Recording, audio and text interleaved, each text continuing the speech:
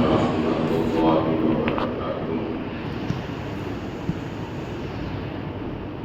نحمده ونصلي على رسوله الكريم.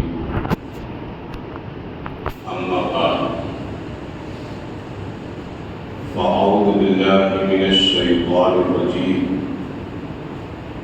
بسم الله الرحمن الرحيم. لقد كان لكم في رسول الله أسوة حسنة. صدق الله العظيم. معزز سامعین کرام، عزیز دوستو، اللہ رب العزت کا لاکھ لاکھ شکر اور اس کا احسان ہے کہ اس نے کچھ کہنے اور سننے کی توفیق عطا فرمائی۔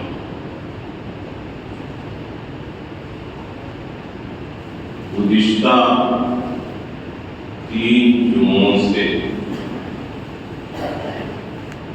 حضور صلی اللہ علیہ وسلم کی ولادت باسعادت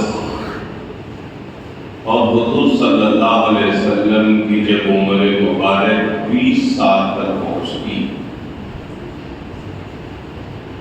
چند باتیں بیان کی گئی۔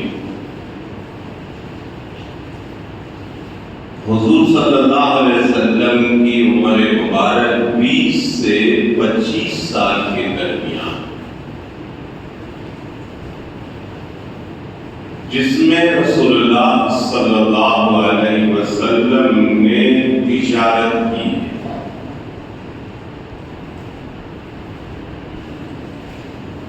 مکہ میں سارے لوگ کہا کرتے تھے کہ حضور صلی اللہ علیہ وسلم الصادق الامین ہیں، سچے ہیں، ایماندار ہیں۔ بہت بڑی بات ہے۔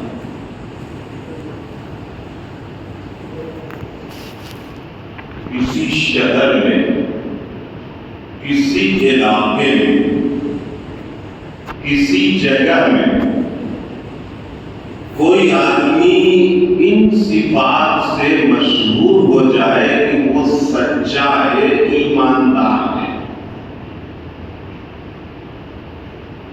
کتنی بڑی بات ہے۔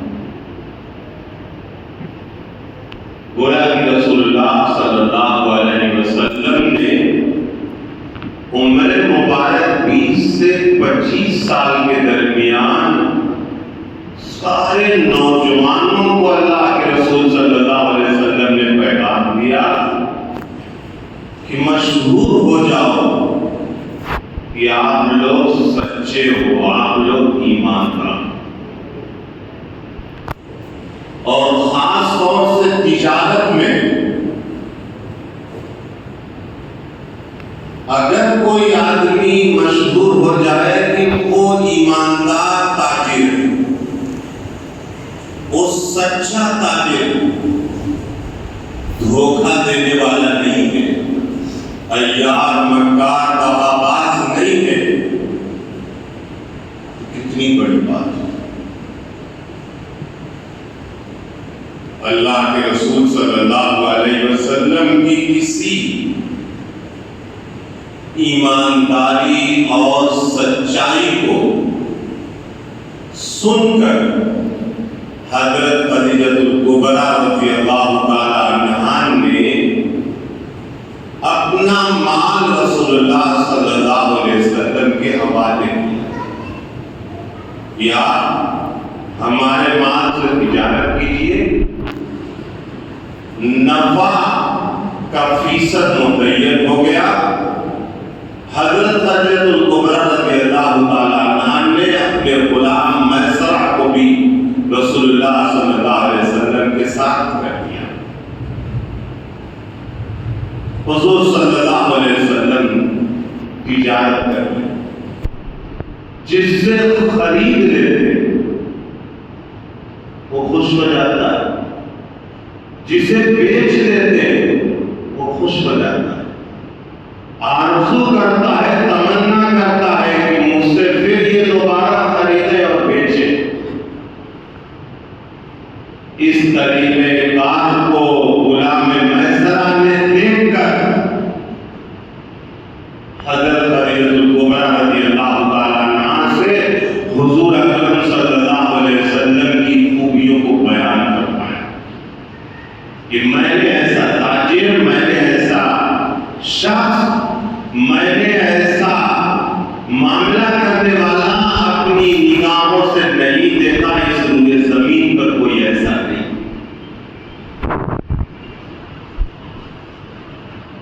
یہاں ایک بات یاد رکھیے کہ اگر ہم کسی سے تجارت کرتے ہیں تو ہم تجارت میں ایمانداری برتیں، سچائی برتیں، اور اس کے ساتھ ساتھ خوش اخلاقی کا مظاہرہ کریں۔ چہرے پر مسکراہٹ ہو، دل میں ہمدردی ہو، کیونکہ جو خریدنے والا آتا ہے وہ اللہ کی طرف سے بھیجا ہوا ہوتا ہے، اور جو بیچنے والا ہوتا ہے وہ اس سے رزق کماتا ہے۔ لہذا ایمانداری کا، سچائی کا، ہمدردی کا معاملہ کرنا چاہیے، اور اس کے ساتھ ساتھ خوش اخلاقی کا مظاہرہ کرنا چاہیے۔ لے لیا تب بھی خوشی کا مظاہرہ ہو، نہ لیا تب بھی خوشی کا مظاہرہ ہو۔ ایسا نہیں ہے کہ لینے کے بعد خوش ہو جائیں، نہ لینے کے بعد نہ خوش ہو جائیں، ایسا آدمی کو نہیں کرنا چاہیے۔ اللہ کے رسول صلی اللہ علیہ وسلم حضرت خدیجہ الکبریٰ رضی اللہ تعالیٰ عنہا کے مال کو لے کر گئے، خوب نفع جو فیصد متعین تھا اس کی تفصیل بھی اچھی طرح سے ہوئی۔ یہاں پہ ایک مسئلہ بہت ضروری ہے بتا دیں۔ پورے لوگ تو نہیں لیکن بہت سارے لوگ ایسا کرتے ہیں، مال دے دیتے ہیں، مثلاً 1,00,000 روپے دے دیا اور کہا کہ آپ مجھے ہر مہینے کو 3,000 روپے دینا۔ یہ مذہب اسلام میں درست نہیں ہے۔ اور اسی طرح پیسے دے دیتے ہیں، فائنانس میں کہتے ہیں کہ ہم یہ پیسے دے رہے ہیں آپ کو، اور ہمیں آپ چاہیں اس سے تجارت کریں یا نہ کریں، آپ کو ہمیں یہ پیسہ، اتنا پیسہ ہمیں دینا آپ کو ضروری ہوگا، چاہے آپ کے پاس سے پیسے ڈوب جائیں چاہے پیسے رہیں، لیکن آپ کو پیسے دینا ضروری ہے۔ یہ بھی درست نہیں۔ بہت سارے لوگ اس طرح سے کام کرتے ہیں، یہ لوگ حرام کام کرتے ہیں۔ اللہ کے رسول صلی اللہ علیہ وسلم نے اس طرح سے پیسہ دینے والے کو اللہ نے منع کیا ہے۔ یہ حلال نہیں ہے، یہ حرام کاروبار۔ حلال کی صورت جس کو فقہ کی زبان میں بیع مزاربت کہا جاتا ہے۔ بیع مزاربت اس کو کہتے ہیں کہ آدمی کسی سے مال لیتا اور وہ آدمی تاجر ہے، کہتا ہے کہ میرے پاس مال نہیں ہے لیکن میرے پاس ہنر ہے، میرے پاس وقت ہے، میں اس ہنر کے ذریعے اپنے وقت کو لگا کر آپ کے مال میں میں نفع کماؤں گا، اور جو نفع ہوگا 60%، 40%، 50%، 50% فیصد جو نفیست متعین ہو جائے. اس طرح سے اگر کوئی آدمی تجارت کرتا ہے فیصد کے اوپر، جس کو بے مضاربت کہتے ہیں، اسے پسند کیا گیا. یہ بہت اچھی چیز ہے کہ ایک آدمی کا مال ہو، دوسرے آدمی کا ہنر ہو، دوسرے آدمی کا وقت ہو، اور وہ آدمی محنت کر رہا ہے، مشقت اٹھا رہا ہے، نفع ہو رہا ہے، مال والے کو بھی فائدہ ہو رہا ہے، اور ہنر اور دانشمند آدمی کو بھی فائدہ ہو رہا ہے. اس تجارت کو اللہ کے رسول صلی اللہ علیہ وسلم نے جائز قرار دیا. باقی وہ تجارت کی پیسے لے لو، نفع متعین ہو، وہ تجارت جائز نہیں. اگر کوئی آدمی ایسی تجارت کرتا ہے تو گناہ کا کام کرتا. اللہ کے رسول صلی اللہ علیہ وسلم نے جب حضرت فضلۃ الکبریٰ رضی اللہ تعالیٰ عنہ کے مال سے تجارت کی، نفع وہ ہوا، ان کی کیفیات کو غلام میسرہ نے بیان کیا. اللہ کے رسول صلی اللہ علیہ وسلم سے بہت متاثر ہو گئی حضرت فضلۃ الکبریٰ رضی اللہ تعالیٰ. آج ہمارے معاشرے اور سماج میں جو بیچنے اور خریدنے کا طریقہ کار ہے، سب لوگ ایسے نہیں ہوتے. سب لوگ ایسے نہیں ہوتے، لیکن آج کل عام طور پر دیکھا جاتا ہے. میڈیکل لائن میں جائیے، وہاں دھوکہ. تعلیم میں جائیے، وہاں دھوکہ.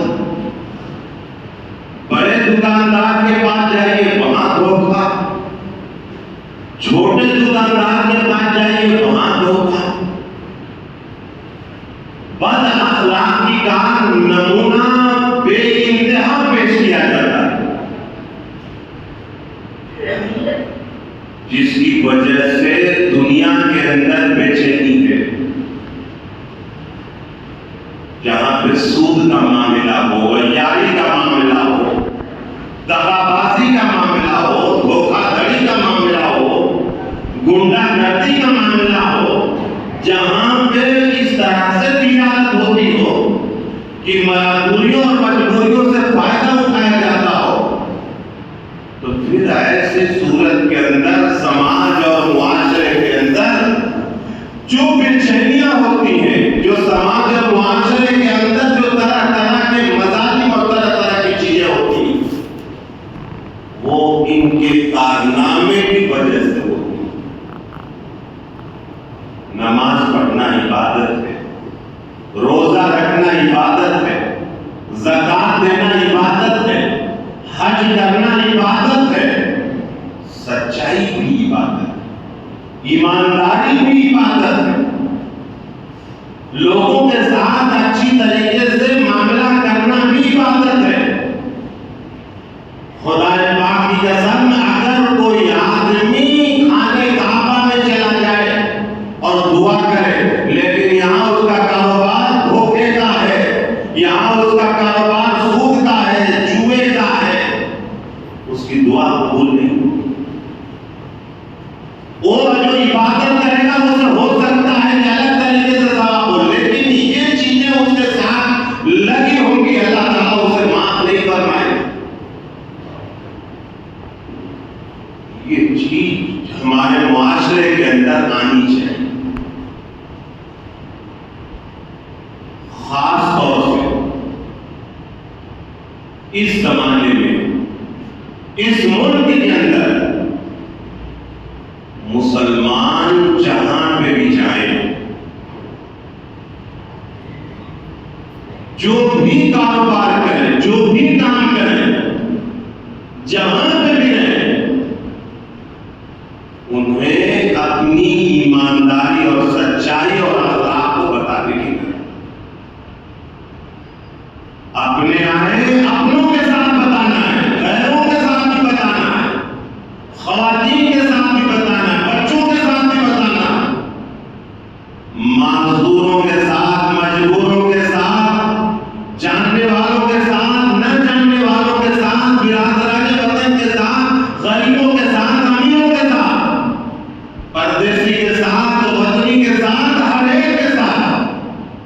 ایمانداری اور سچائی اور اخلاق کو بتانا ہے۔ اللہ کے رسول صلی اللہ علیہ وسلم کی جب عمر مبارک 20 سے 25 سال کو پہنچتی ہے اور اللہ کے رسول صلی اللہ علیہ وسلم نے تجارت کے ذریعے وہ سارے اخلاق کو، ساری ایمانداری کو، ساری سچائی کو اللہ کے رسول صلی اللہ علیہ وسلم نے دکھا دیا، بتا دیا، پورا مکہ کہنے لگا کہ آپ ایماندار ہیں، سچے ہیں، اچھے۔ ہمیں اس ملک کے اندر اس کو کرنے کی ضرورت، غلطیوں کی مثال نہیں ہوتی، اچھائیوں کی مثال ہوتی۔ اگر ہم سے کوئی برادران وطن کوئی غلط کام کرتا ہے، یہ ضروری نہیں ہے کہ غلطیوں کا جواب غلطیوں سے دیا جائے، برائیوں کا جواب اچھائی سے دیا جائے، حکمت سے دیا جائے، تدبر سے دیا جائے، دانائی سے دیا جائے، شرافت سے دیا جائے۔ اس کے اندر کامیابی۔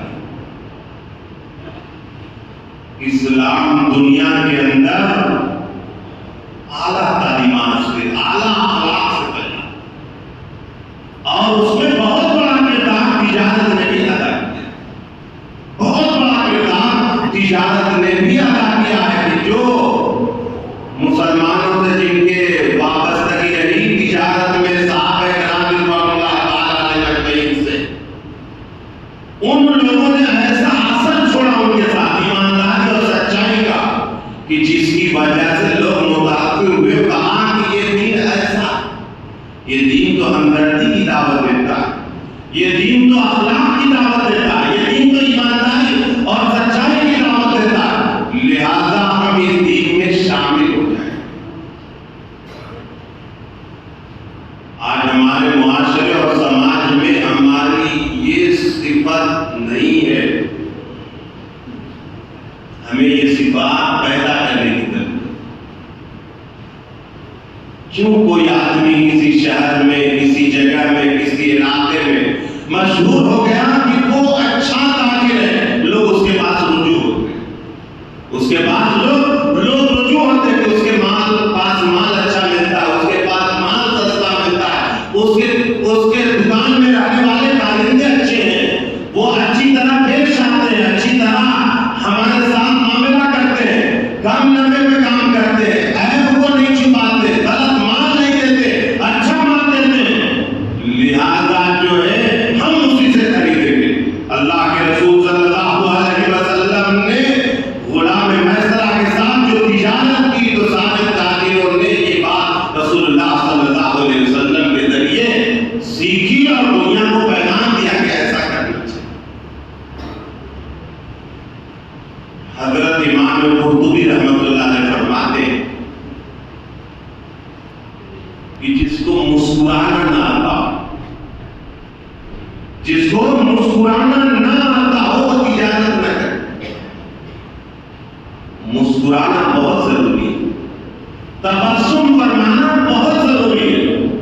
اللہ کے رسول صلی اللہ علیہ وسلم کی خاص صفت ہے، آدمی کو چڑ کے کام نہیں کرنا چاہیے، آدمی کو دلوں میں بغض رکھ کے، حسد رکھ کے، نفرت رکھ کے، کینہ رکھ کے نہیں کام کرنا چاہیے۔ آدمی کو دغاباز رکھ کے، عیال رکھ کے، مکان رکھ کے، شاندارانہ چالیں رکھ کے، دل کے اندر کچھ رکھ کے کام نہیں کرنا چاہیے۔ اگر دل کے اندر کچھ رکھ کے کام کر رہے ہیں تو پھر وہ کیفیت چہرے پر نہیں آ سکتی۔ آدمی کیا ہے، حقیقت جو ہے چہرے سے ظاہر ہوگی۔ اللہ کے رسول صلی اللہ علیہ وسلم نے یہ بات بتائی۔ حیدرآباد کے بہت مشہور شاعر جن کا نام حضرت عبد الرحمن جامی رحمۃ اللہ ہے، اللہ ان کی قبر کو نور سے بھر دے، انہوں نے بہت عمدہ شعر کہا، بہت ہی عمدہ شعر اور بہت سادہ۔ کہتے ہیں کہ جب بھی میں آئینہ دیکھتا ہوں مسکراتا ہوں، میں جب بھی آئینہ دیکھتا ہوں مسکراتا ہوں، اور جب میں مسکراتا ہوں مدینہ یاد آتا ہے۔ حضرت عبد الرحمن جامی رحمۃ اللہ علیہ نے یہ بات فرمائی کہ جب میں مسکراتا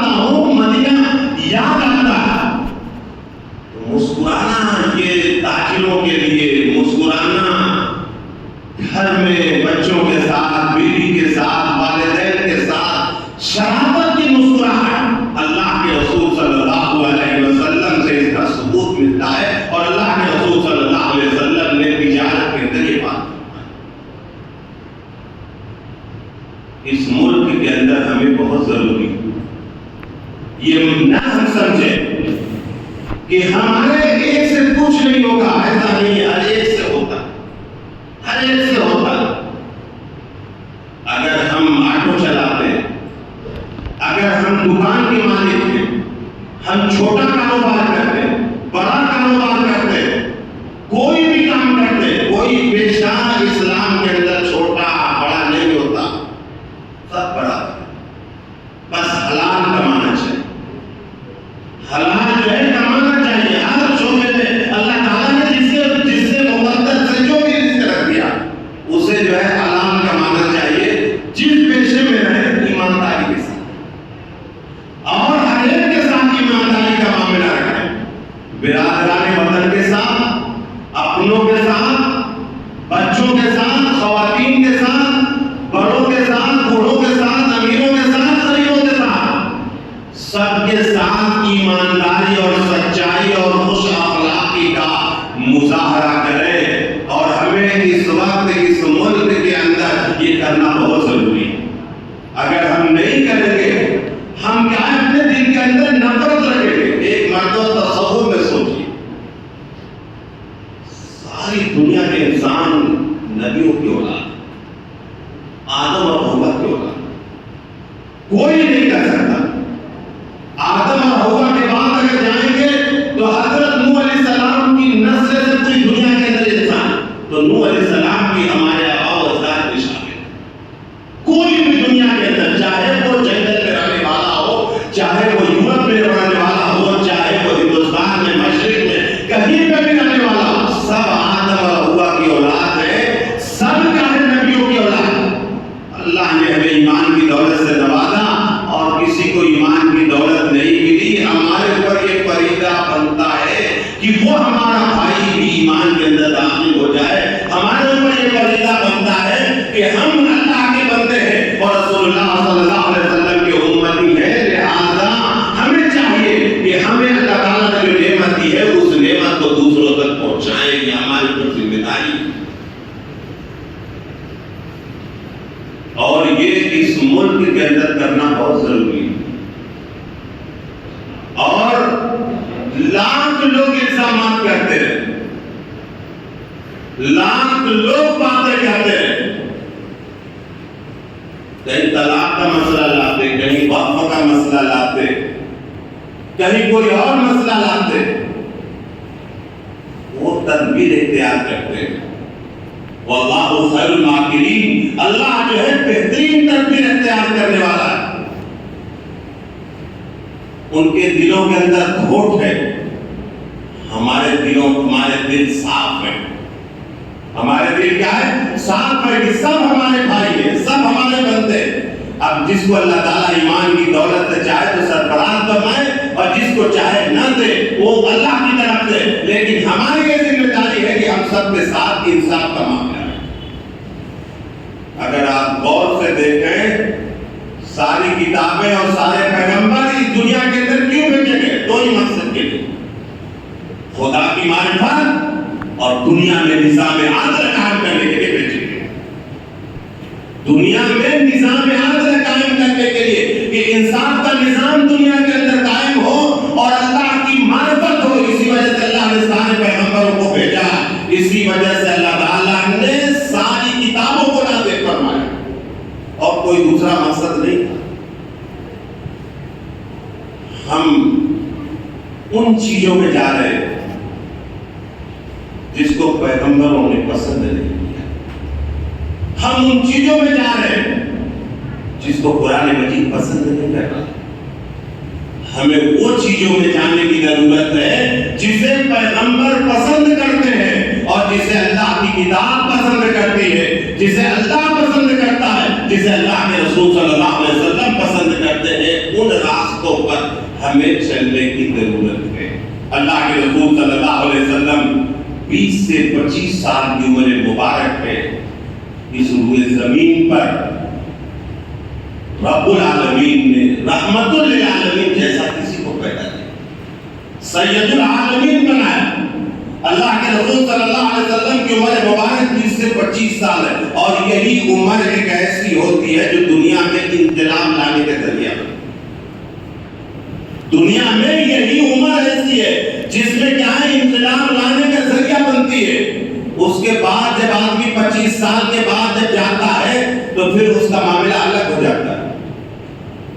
20 سے 25 سال کی عمر ہر نوجوان کے لیے، چاہے لڑکے ہوں چاہے لڑکیاں ہوں، اس عمر کے اندر اپنے آپ کے اندر جو ہے کچھ کرنے کا جذبہ اور اپنے آپ کے اندر کچھ کر آگے بڑھنے کا جذبہ اور اپنے آپ کے اندر کچھ بنانے کا جذبہ پیدا ہو جائے تو آگے کی زندگی بہت ہی ہموار ہو جاتی ہے.